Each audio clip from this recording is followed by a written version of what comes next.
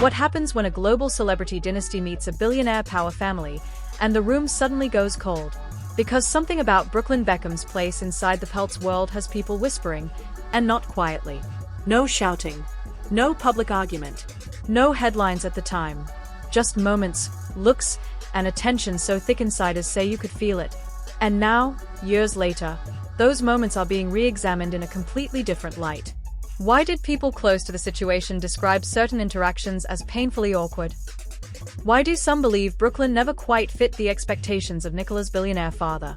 And why does this quiet discomfort line up perfectly with the timeline of Brooklyn distancing himself from his own parents? This isn't about one dinner, or one comment, or one event. This is about power, perception, and the uncomfortable space where legacy meets leverage. Because when you marry into a family where influence is currency, every glance, every silence, every reaction starts to mean something. So the real question is, was Brooklyn simply adjusting to a new family dynamic, or was he stepping into a world where he was never fully taken seriously to begin with? Because the more people revisit Brooklyn Beckham's journey into the Peltz family orbit, the more one detail stands out. He didn't just get married. He relocated his entire emotional center of gravity. Friends who watched this unfold say it wasn't loud. It wasn't sudden. There was no dramatic announcement, no visible fallout at first. It was subtle. A slow shift. A change in who he was around, who he leaned on, and where he seemed most comfortable. And that shift didn't go unnoticed.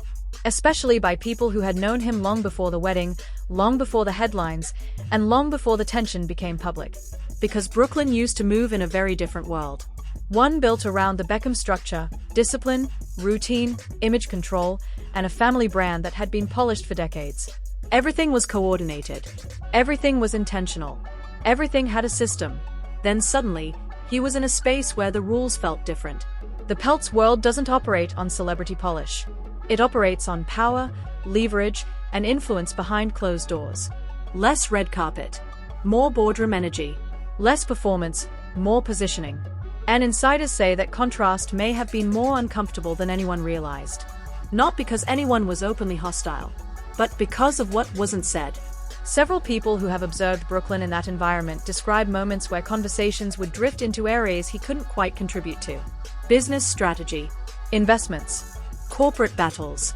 High-level negotiations. Topics far removed from photography projects, cooking videos, or lifestyle branding attempts. No one excluded him, but no one adjusted for him either. And in rooms like that, silence can feel louder than criticism. That's where some believe the awkwardness people talk about really comes from. Not a public incident. Not a direct insult. Just the quiet realization that he was the least powerful person in a room full of people used to commanding outcomes. At the same time, his relationship with his own parents was entering a colder phase. Publicly, everything still looked normal. Photos. Captions. Occasional appearances. But behind the scenes, communication was reportedly becoming strained. Conversations felt more formal, less relaxed, less frequent. And then came the moment that many still point to as the emotional crack that never sealed properly, the wedding reception. The now much discussed first dance. Different guests remember it differently. Some say it was innocent. Some say it was misunderstood. Others say the energy in the room changed instantly. What was meant to be symbolic unity somehow became symbolic tension. Brooklyn would later describe feeling caught off guard. Nicola, according to people close to her, felt deeply uncomfortable. And for those watching, it wasn't about music or timing. It was about boundaries. Expectations. Roles. That night didn't explode anything, but it planted something.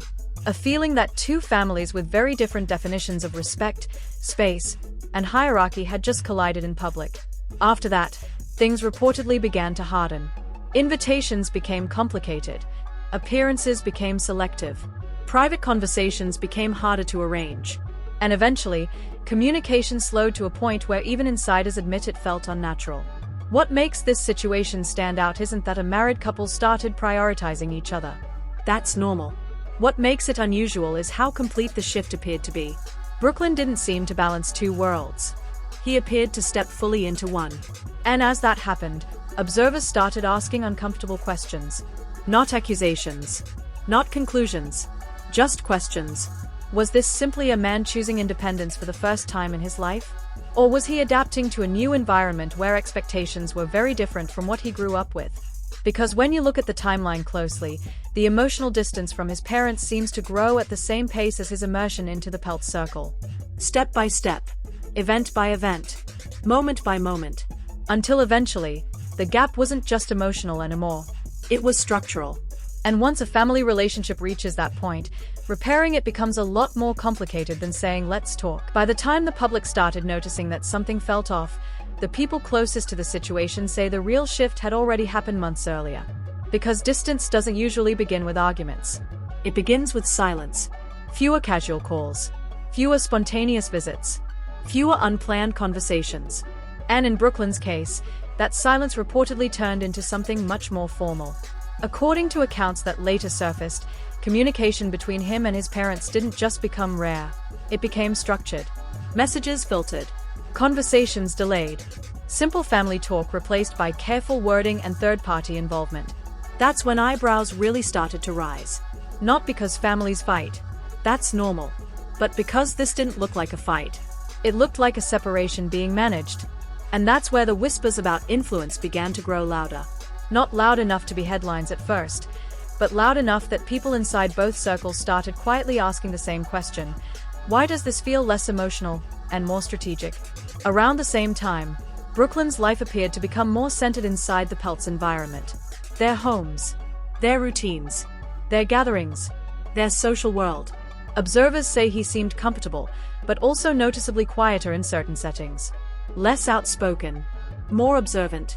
Almost as if he was adjusting to a space where he wasn't the center of attention for once. And for someone who grew up in one of the most recognizable families on the planet, that shift alone can be psychologically massive. Because in the Beckham world, Brooklyn was always part of the legacy. In the Pelt's world, he was stepping into an already established power structure. That difference is subtle on the outside, but enormous on the inside. At the same time, stories from his past started resurfacing, particularly from people who knew him during his teenage years. A former youth coach once spoke about the level of pressure Brooklyn grew up under. Security details, media attention, expectations most kids never face. He didn't criticize anyone directly, but he painted a picture of a young person who had rarely experienced normalcy. And that context changed how some people began interpreting Brooklyn's current choices. Maybe this wasn't rebellion. Maybe this was someone trying to feel safe in a different way. But here's where things get uncomfortable again. Because while Brooklyn seemed to be moving further from his parents, Nicola never appeared to move away from hers. Her support system stayed intact. Her world stayed close. Her family remained central. Financial independence. Emotional backing. Familiar structure. Brooklyn, meanwhile, appeared to have stepped away from the only structure he had known his entire life. Not loudly, not angrily. Just gradually. Until the gap became impossible to ignore. And once that happened, speculation about deeper dynamics became unavoidable. Not because anyone said something directly, but because of what the situation started to look like from the outside. A young man, emotionally tied to one household, while being almost completely disconnected from the one he was raised in. That kind of imbalance doesn't have to be intentional to be powerful. And in circles where influence is second nature, people notice that quickly. Which brings the focus back to one figure who has remained almost entirely silent throughout all of this. Nelson Peltz. No interviews. No public comments. No visible involvement. But in situations like this, silence often says more than statements ever could. And this is where the situation stops feeling like ordinary family distance and starts feeling permanent. Because most celebrity family fallouts follow a predictable path. Shock. Silence. Then a quiet reunion nobody talks about publicly. But this one hasn't followed that script at all. The longer it goes on, the more it looks less like a temporary rift, and more like two worlds that have fully separated. On one side, the Beckham household continues moving as a unit. Public appearances. Sibling support. Careers growing. The family image still intact, just with one very noticeable absence. On the other side, Brooklyn's life appears deeply rooted in the Pelt's environment. Different circle. Different priorities. Different rhythm. And according to observers, a very different kind of structure than the one he grew up with. What makes people uneasy isn't that he chose his wife. That's expected. It's how complete the transition seems to be. There's no visible overlap anymore. No casual family photos. No spontaneous reunions. No signs of informal communication. Everything now feels distant, Managed. Careful. and once relationships reach that level of formality, repairing them becomes incredibly difficult. Because it's no longer about emotion, it's about rebuilding trust that has quietly eroded over time. Meanwhile, Brooklyn has made it clear through his public statements that he doesn't see himself as someone who walked away from family. He sees himself as someone who finally stood up for himself. That perspective is important, because from his point of view, this isn't loss. It's freedom.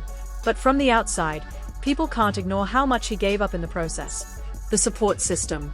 The familiarity, the safety net that had been there his entire life. And that's where the story becomes uncomfortable again. Because if this distance was truly about escaping control, why do his siblings still appear so closely connected to their parents? Why is this separation so specific to him? That question lingers in almost every discussion about this situation. Not as an accusation, But as a puzzle nobody can fully solve. add to that the reports of a strict prenuptial agreement, one that ensures Brooklyn has no claim to the Pelt's fortune beyond what he builds himself, and observers start seeing a different layer of complexity. Not about money, but about dependence.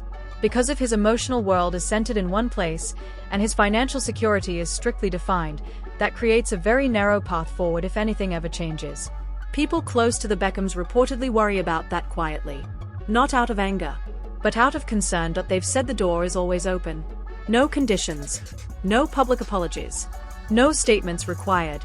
Just a willingness to reconnect whenever he chooses. But the longer this silence stretches, the harder that return would be. Because walking away can feel empowering. Coming back requires humility on all sides. And right now, nobody involved seems ready to take that first step.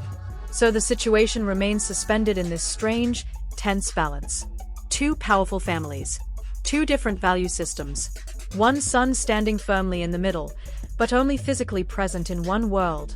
Whether this is loyalty, independence, or simply the natural evolution of adulthood depends entirely on who you ask. But one thing is clear. Brooklyn Beckham's life has changed in a way that can't easily be reversed. And the road back, if it still exists at all, won't be simple, quiet, or guaranteed. And now the question shifts to you. Because stories like this don't come with neat endings or official statements that explain everything. They unfold in silence, in distance, and in the small details most people miss at first glance. So what do you think is really happening here? Is Brooklyn simply protecting his peace and choosing a life that feels right for him? Or does this look like a quiet power shift that changed his world more than anyone expected? Was this about family tension that built up over years?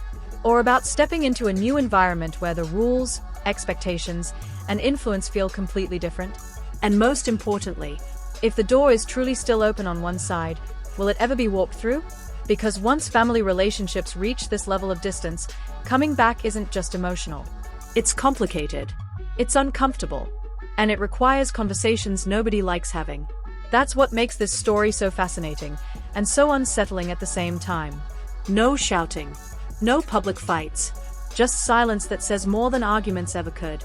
If you enjoy deep dives into the hidden dynamics behind celebrity families, power, and influence that most headlines never talk about, make sure you like this video and subscribe. Drop your thoughts in the comments below. I really want to know where you stand on this. Do you see independence here, or isolation? Because this story is still unfolding, and the details only get more interesting from here.